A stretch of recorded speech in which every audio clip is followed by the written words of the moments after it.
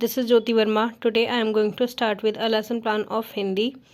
इस lesson plan में हम बात करेंगे कि किस तरीके से हम हिंदी व्याकरण का लेसन प्लान बनाते हैं और क्या क्या एंट्रीज़ होती हैं इसके अंदर, क्या क्या स्टेप्स होते हैं, हर चीज़ को हम डिस्कस करेंगे इस वीडियो के अंदर। जिसने भी मेरा चैनल सब्सक्राइब नहीं किया हुआ है वो चैनल को सब्सक्राइब कर ले, क्योंकि मैं डेली कोई ना कोई लेसन प्लान किसी न किसी सब्जेक्ट का अपलोड करती हूँ और नोटिफिकेशन बेल को ऑन करेंगे तो आपको सारे नोटिफिकेशंस टाइम पर मिल जाएंगे।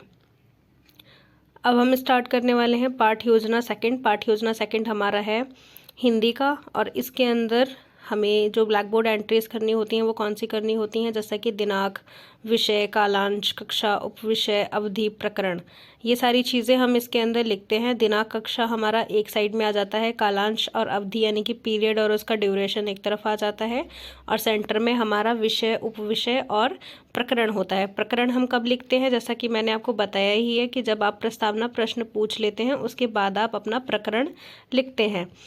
तो जो हमारी स्टार्टिंग है वो सबसे पहले क्या होती है, सामान्य उद्देश्य से, यानी कि सबसे पहले हमें लेसन प्लान के अंदर सामान्य उद्देश्य लिखने पड़ते हैं जो हमारे पास 4 से 5 होते हैं। तो पहला हमारा इसमें क्या है, छात्रों को हिंदी भाषा समझने के योग्य बनाना। मतलब हमारा उद्देश्य क्या है हिंदी पढ़ाने का, कि छात्रों को हिंदी भाषा समझने में कोई प्रॉब्लम ना हो, इसके योग्य बन सकें, वो इतनी एबिलिटी हो उनके अंदर। सेकंड है हमारा इसके अंदर छात्रों को व्याकरण के नियमों का ज्ञान कराना। मतलब छात्र जो है, स्टूडेंट, उनको व्याकरण के नियम जो होते हैं, हिंदी व्याकरण के नियम, उनका ज्ञान कराना। थर्ड है हमारा इसके अंदर छात्रों को हिंदी भाषा को शुद्ध रूप से पहचानने योग्य बनाना।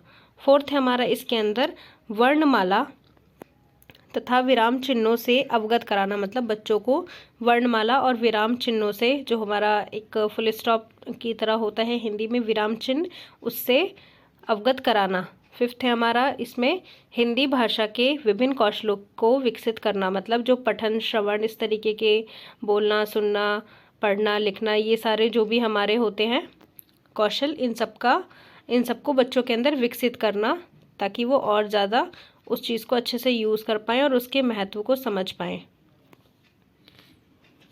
उसके बाद हम विशिष्ट कौशल पर जाएंगे। विशिष्ट कौशल जो होता है हमारा, वो हमारे 4 तरीके के होते हैं, ज्ञानात्मक, बोधात्मक, प्रयोगात्मक और कौशलात्मक, यानी कि नॉलेज, अंडरस्टैंडिंग, एप्लीकेशन और स्किल्स। तो ये हमारे 4 होते हैं इसके अंदर उद्देश्य। इसके अंदर हमारा फर्स्ट जो है ज्ञानात्मक उद्देश्य, वो कौन सा होता है, वो हमारे जो टॉपिक है हमारा उससे रिलेटेड होते हैं। ये चारों हमारे विशिष्ट उद्देश्य जो है वो हमारे टॉपिक से रिलेटेड होते हैं। तो फर्स्ट है हमारा छात्र छात्राएँ जो है, स्टूडेंट्स, सर्वनाम का ज्ञान हासिल कर सकेंगे। सेकंड है सर्वनाम की परिभाषा का प्रत्यय भी ज्ञान कर सकेंगे। नेक्स्ट है हमारा बोधात्मक उद्देश्य कौन सा होता है, जिसमें फर्स्ट है छात्राएं सर्वनाम की व्याख्या कर सकेंगे। सेकंड है छात्राएं सर्वनाम शब्द के उदाहरण दे सकेंगी। थर्ड है हमारा इसके अंदर छात्राएं संज्ञा और सर्वनाम दोनों के बीच वर्गीकरण कर सकेंगी। तो ये हमारे बोधात्मक हैं। प्रयोगात्मक में क्या है हमारे पास, प्रयोगात्मक उद्देश्य में है सर्वनाम शब्दों का प्रयोग दैनिक जीवन में कर सकेंगी। मतलब जब उन्हें इस चीज़ का ज्ञान हो जाएगा तो वो उसका प्रयोग कर सकेंगे दैनिक जीवन में। सेकंड है सर्वनाम विषय से संबंधित निष्कर्ष निकाल सकेंगे। नेक्स्ट है कौशलात्मक उद्देश्य में, कौशलात्मक में फर्स्ट है हमारा इसके अंदर छात्राएं सर्वनाम शब्दों से संबंधित चार्ट का निर्माण उसका मतलब कर सकेंगे, उसको बना सकेंगे। सेकंड है सर्वनाम विषय पर प्रदर्शन कर सकेंगे। मतलब कोई भी प्रेजेंटेशन देनी है तो सर्वनाम शब्द का सर्वनाम विषय पर दे सकते हैं। सर्वनाम हमें अगर उनको टॉपिक देना है तो वो कोई भी प्रेजेंटेशन दे सकते हैं। नेक्स्ट है हमारे पास शिक्षण सहायक सामग्री कौन कौन सी होती है, यानी कि हमारे टीचिंग एड्स जो हम यूज़ करते हैं। तो टीचिंग एड्स हम किस तरीके के यूज़ करते हैं, सामान्य और विशिष्ट, 2 तरीके के हम यूज़ करते हैं। सामान्य जो हम जनरली यूज़ कर रहे हैं एवरीडे, चौक, डस्टर, ब्लैक बोर्ड, इस तरीके के। विशिष्ट शिक्षण सहायक सामग्री हमारी कौन सी होती है, सर्वनाम शब्दों को दर्शाता हुआ चार्ट। तो चार्ट अगर आप यूज़ कर रहे हैं तो यह चार्ट लिखेंगे। उसके बाद आप बच्चों का पूर्वाज्ञान चेक करेंगे। पूर्वाज्ञान है, अज्यूम करेंगे आप छात्रों को व्याकरण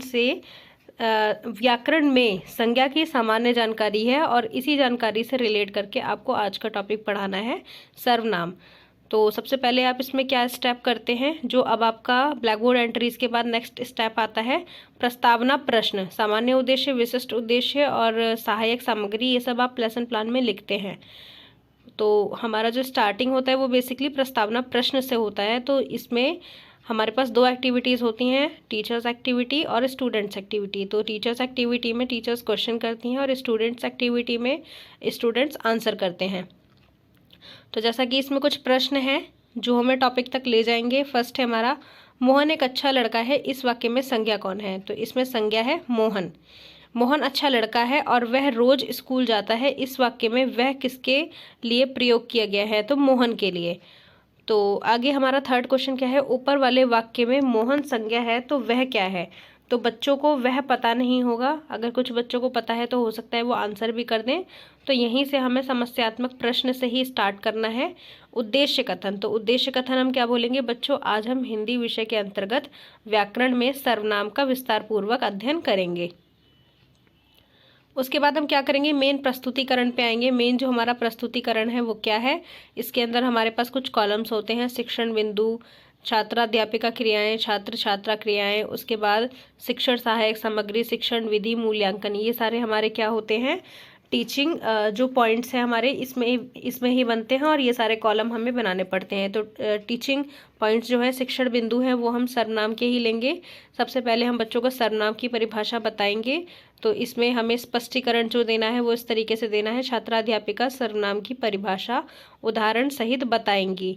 तो आप इस तरीके से इसको लिखेंगे। उसके बाद आप संज्ञा के साथ, संज्ञा के स्थान पर प्रयुक्त होने वाले या फिर प्रयोग होने वाले शब्दों को क्या कहते हैं? सर्वनाम कहते हैं। जैसे वह, तुम, उसका, मैं, हम आदि। तो ये सारे टीचर द्वारा एक्सप्लेन किए गए पॉइंट्स हैं। उसके बाद छात्र जो हैं या छात्राएं जो हैं वो ध्यान से सुनेंगी और सर्वनाम शब्दों को उत्तर पुस्तिका में लिखेंगी।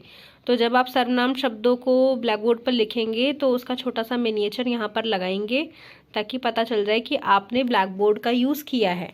उसके बाद आप नोट यहाँ पर लिखेंगे, संज्ञा शब्दों की पुनरावृत्ति बार बार ना हो इसके लिए सर्वनाम शब्दों का यूज़ किया जाता है, इसका प्रयोग किया जाता है। तो आप उदाहरण जो भी देंगे, जिस तरीके से भी देंगे, वो सारे ही उदाहरण आप ब्लैक बोर्ड पर लिखेंगे और अंडरलाइन करके बच्चों को समझाएंगे कि ये सारे सर्वनाम है, ये सारे शब्द जो हैं वो सर्वनाम के शब्द हैं। तो आप यहाँ पर ब्लैक बोर्ड का मिनिएचर लगाएंगे। उसके बाद आप मूल्यांकन में प्रश्न पूछते हुए चलेंगे बच्चों से। 2 से 3 क्वेश्चन आप पूछेंगे कि कौन मतलब सर्वनाम क्या है, या इस तरीके कुछ क्वेश्चन, ताकि बच्चों का पता चल जाए कि बच्चे कितना अटेंटिव है क्लास के अंदर।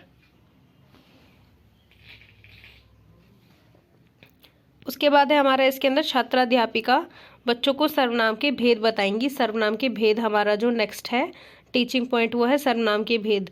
सर्वनाम के 6 भेद होते हैं। उसमें पुरुषवाचक, संबंधवाचक, प्रश्नवाचक, निश्चयवाचक, अनिश्चयवाचक और निजवाचक। तो जो भी हमें भेद बताने हैं वो सारे हम यहाँ पर लिखेंगे। उसका एक चार्ट पेपर संज्ञा के भेद का यहाँ पर दिखाएंगे और चार्ट पेपर का मिनिएचर हम यहाँ पर लगाएंगे।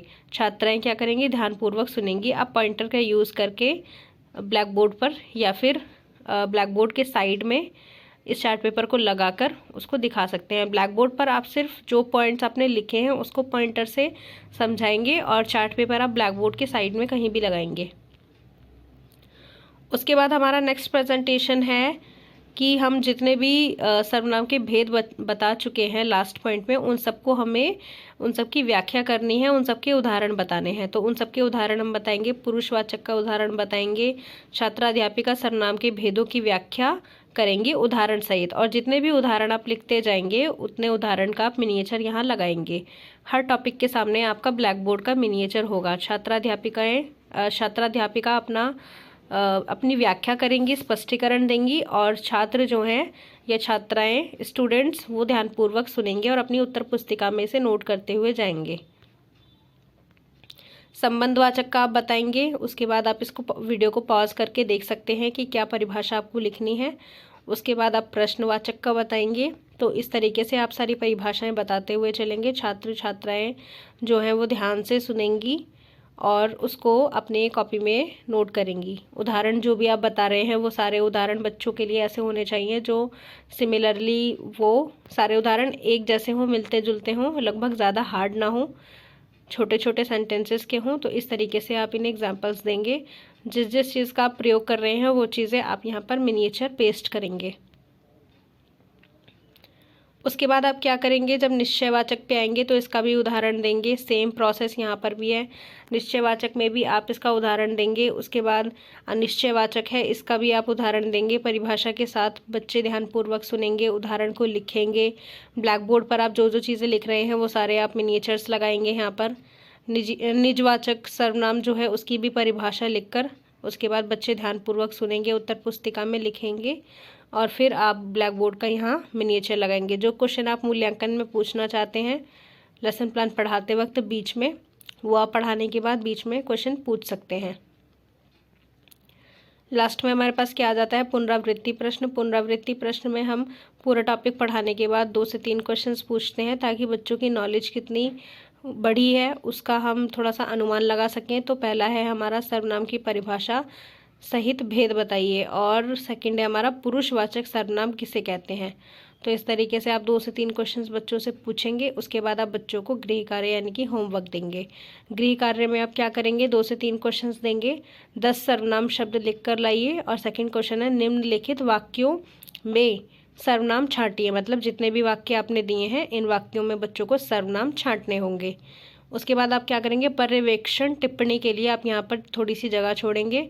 और यहाँ पर आप इसलिए जगह छोड़ते हैं ताकि जो सुपरवाइज़र हैं जो आपके लेसन प्लान को ऑब्ज़र्व करेंगे वो आपने जितने भी पॉइंट्स पढ़ाए हैं आपने बहुत अच्छे से पढ़ाया या कोई कमी रह गई, क्लास मेंटेनेंस या फिर आपका dressing sense, black board entries, black board writing, जो भी चीज़ें होती हैं हमारे लेसन प्लान के स्टेप्स आपने किस तरीके से एक्सप्लेन किया।